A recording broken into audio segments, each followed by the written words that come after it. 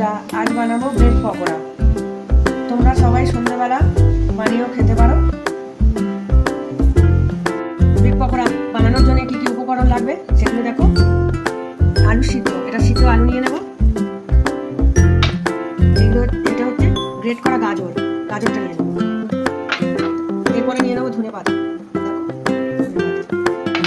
এরপরে নিয়ে নেবো এটা হচ্ছে চীনা বাদাম, মিক্সিতে পেস্ট করা।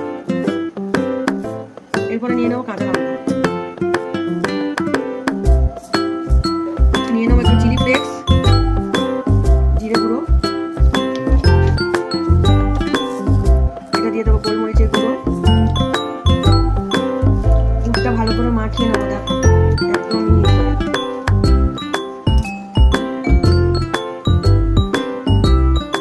দেখো সুন্দর করে লাগিয়ে দিতে হবে।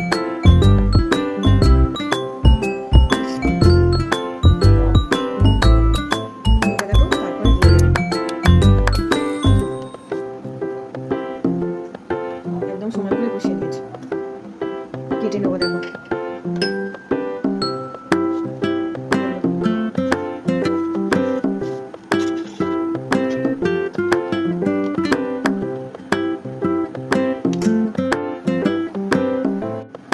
এবারে একটা পাত্রেতে ব্যাটারটা গুলে নেবো দেখো।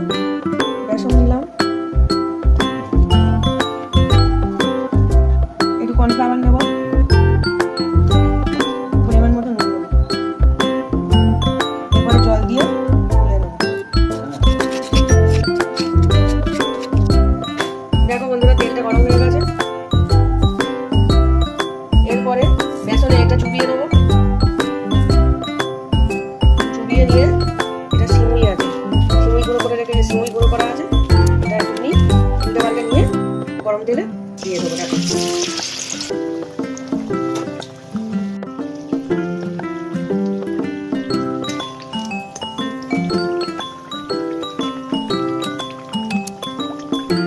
সুন্দর লাগছে। দেখো সিমুইটা আমার একটু গুঁড়োটা কম হয়েছে, তাই একটু বড় বড় লাগছে। ওটা তোমরা আর একটু হাত দিয়ে গুঁড়িয়ে নিতে পারো।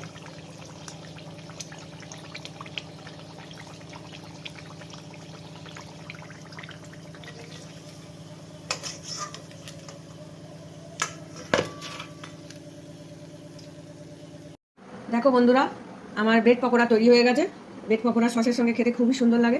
তোমরাও এরকম বাড়িতে বানিয়ে খেও। কেমন লাগবে তোমরা কিন্তু কমেন্ট করে আমাকে জানাবে।